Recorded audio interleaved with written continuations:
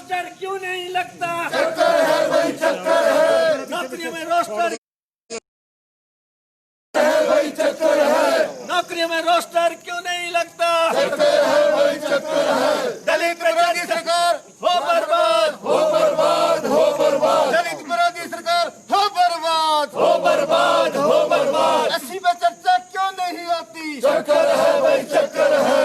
SC पे चर्चा क्यों नहीं होती? चक्कर है भाई, चक्कर है। दलित विरोधी सरकार हो बर्बाद, हो बर्बाद, हो बर्बाद।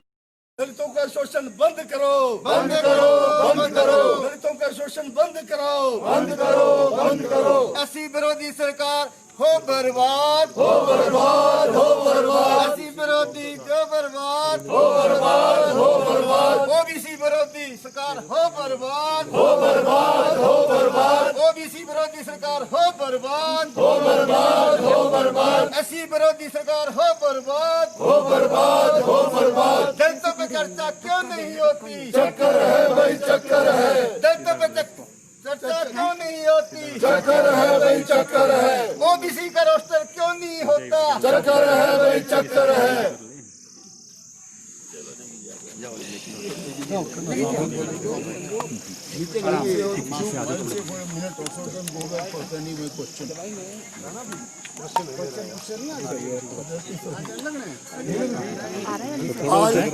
एक मिनट सर।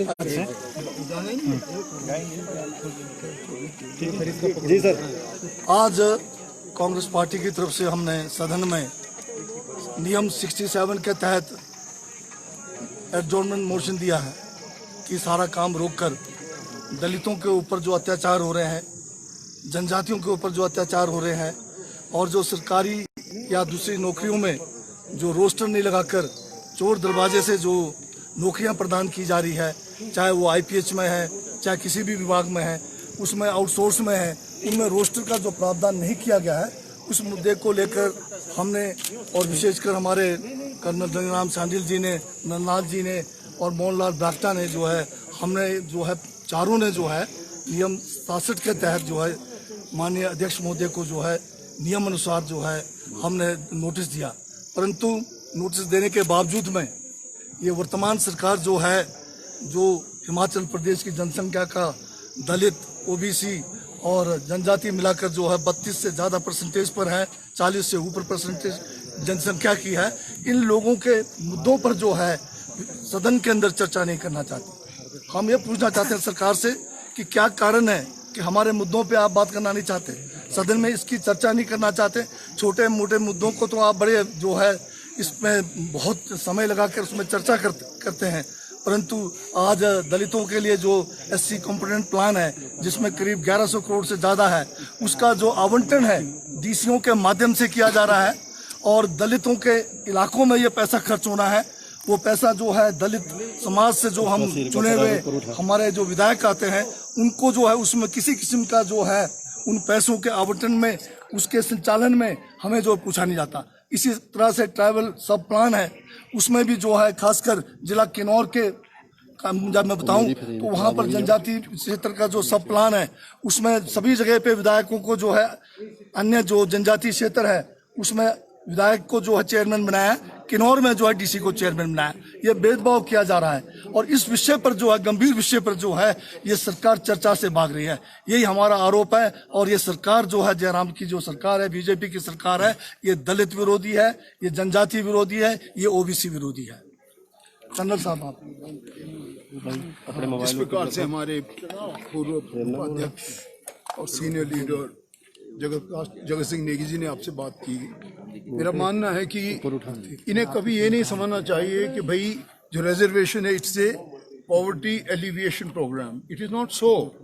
ये पॉवर्टी एलिवेशन प्रोग्राम नहीं है, ये फंडामेंटल राइट है जो कॉन्स्टिट्यूशन ऑफ इंडिया ने संविधान में आपको दिया है, इस वर्ग को दिया है, ताकि वो आगे बढ़ सके शिक्षा के क्षेत्र में, विकास के क्षेत्र में। और ठीक कहा इन्होंने कि जिस प्रकार से भर्तियों का तादाद, मैं समझता हूँ नौकरी गैर सरकारी हो चाहे सरकारी हो, इनका स्वरूप बदला जा रहा है। और स्वरूप कैसे बदला जा रहा है कि कभी उनका वर्कर आंगनवाड़ी वर्कर, कभी उनका नाम रख दो एसएमसी वर्कर, कभी पीटीए वर्कर, और न जाने क्या क्या शंकाएं हमारी पंचायतों में बदली जा रही हैं। इस करके उन्हीं लोगों को, सचमुच में उन्हीं लोगों को बाद में किसी कुछ परसेंटेज को रेगुलाइज भी किया जाता है। इससे बड़ा आक्रोश पैदा हुआ है। आप हैरान होंगे अगर आसपास की स्टेट के आप रिजर्वेशन की पॉपुलेशन के आधार पर देखें। हमारी एज ऑन 2011 की जनगणना के आधार पे 25.19% एससी का है और जैसे इन्होंने बताया 7.5 एसटी का है, तो लगभग 32% के करीब बनता है। और अगर आप दूसरी स्टेटों में देखें, उन्होंने पूरा उनको जितनी पॉपुलेशन के आधार पे देनी चाहिए रिजर्वेशन दी है, परंतु यहाँ पे नहीं। यूपी में अगर 21 है तो 21% का पे पूरा दिया है। पंजाब में अगर 29% है तो 25% दिया है। इसी प्रकार से मेरा मानना है कि हरियाणा में 20% आधार पे गणना में दिया, 20 का 20 दिया, परंतु यहाँ पे सिर्फ 15%। और जब हमने बात की बाद में सर्वे में, तो भी 11% और कोई एजुकेशन के मामले में तो 8% भी दिया गया। ये हमारे एससी कमीशन के फिगर्स बता रहा हूँ मैं आप लोगों को। इस प्रकार से जो आक्रोश पैदा हो रहा है, इसको शांत करना चाहिए। सरकार को इस बारे में बात करनी चाहिए। बहुत सी हत्याएं, कभी कभी SC जो हमारा एट्रोसिटी एक्ट है, मैं समझता हूँ ये इतना इम्पोर्टेंट हथियार है, परंतु इसका भी पालन नहीं किया जा रहा। इस सब चीज़ों को ध्यान देंगे, समाज में आपस में समता आएगी और समान विकास होगा। यही हमारा ध्येय रहा है। कांग्रेस सरकारों ने हमेशा इस चीज़ को निश्चित किया है। इसीलिए आज जो आपने देखा पिछले कल कितना बड़ा प्रदर्शन था, और जाकर हमारे शायद सिंघा साहब आपके साथ और नंदलाल जी भी बोलना चाहेंगे। प्लीज आपको बहुत धन्यवाद। सिंघा जी आप आओ, सिंघा जी आप आओ। देखिए, ये जो प्रश्न आज उठाया गया है शासन के रूल के तहत बहुत महत्वपूर्ण, और जैसे कर्नल साहब ने कहा कि पिछले कल बहुत सा दलित अलग अलग संगठनों का शिमला आया था, उसने अपना विरोध प्रकट किया। 3 मुख्य बातें मैं कहना चाहता हूँ।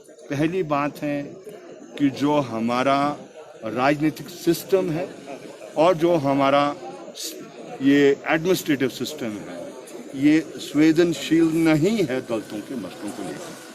और ये इस बात से स्पष्ट होता है कि जो बहुत सा भेदभाव आज हो रहा है, उस भेदभाव को सरकार और सरकार का तंत्र कंट्रोल करने में सक्षम नहीं है, पहली बात। दूसरी बात है कि आज रोजगार का सारा जो चरित्र है बदल गया है। नव उदारवाद के चलते हुए अधिकतर रोजगार आपका आउटसोर्स्ड है, कॉन्ट्रैक्ट है, ठेके पर है और वो प्राइवेट है। उसमें आपका ये लॉ लागू नहीं हो रहा है। यहाँ तक कि पिछले कल जो प्रश्न सरकार से पूछा गया था, RTE के तहत, कॉन्स्टिट्यूशनल है, कॉन्स्टिट्यूशनल RTE जो हमारा एक्ट है, जिसके तहत भर्ती होती है, वहाँ भी हम क्या कर रहे हैं, कॉन्स्टिट्यूशनल प्रोविजन नहीं लगा रहे हैं। ये दूसरी बात है। तीसरी बात है कि इसका रास्ता क्या है। तो हम समझते हैं कि रास्ता यही है कि जो संविधान इस देश का है उसके तहत ये हमारा देश चलना चाहिए और जो इनके अधिकार वो होने चाहिए। और आखिरी बात मैं कहना चाहता हूँ, और ये थोड़ा सा मतभेद हो सकता है मेरा बाकियों से, कि पिछले कल वो जो मांग पत्र हिमाचल प्रदेश की सरकार को दिया है और हिमाचल प्रदेश के मुख्यमंत्री महोदय को, एक पेशेंट हियरिंग उन्होंने दी है उस मसले को लेकर। लेकिन हम उम्मीद करते हैं पेशेंट हियरिंग के बाद वो उस पर अमली जामा भी होना चाहिए। लेकिन अमली जामा आमतौर पर होता नहीं है। ये टेस्ट है इस गवर्नमेंट का, जो कल मांग पत्र दिया गया है उस पर अमली जामा करते हैं कि नहीं करते हैं, एक टेस्ट के जरिए हिमाचल प्रदेश के मुख्यमंत्री गुजर रहे हैं, ऐसा मैं समझता हूँ। आज कांग्रेस विधायक दल ने यह फैसला किया है कि सभी मुद्दों को लेकर, क्योंकि सदन में हमारी चर्चा हो नहीं रही, मुद्दों पर सरकार सुन नहीं रही, तो रिज पर राष्ट्रपिता महात्मा गांधी के मूर्ति के पास जाके हम जो है सेशन के बाद धरना देने वाले हैं।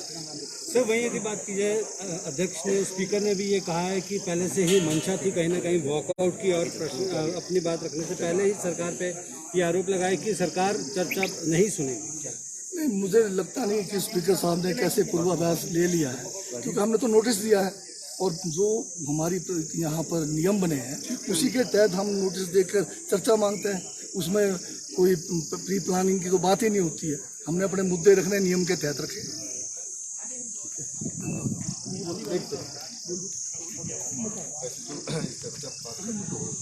मैं ये कहना चाहती हूँ, आज हमने नियम 67 के अंतर्गत 4 विधायकों ने अपनी बात रखी है कि भाई जो दलित है, SC ST के जो लोग हैं, उनको जो है रिजर्वेशन का प्रोविजन है कॉन्स्टिट्यूशन का, उसके लिए कोई रोस्टर नहीं है। भर्तियाँ हो रही है, SMC में भर्तियाँ हो रही है, आउटसोर्स में लोग लग रहे हैं, कॉन्ट्रैक्ट पर लोग लग रहे हैं, अनुबंध पर लोग रखे जा रहे हैं और धीरे धीरे उनको कॉन्ट्रैक्ट पर ला कर रेगुलर भी किए जा रहा है।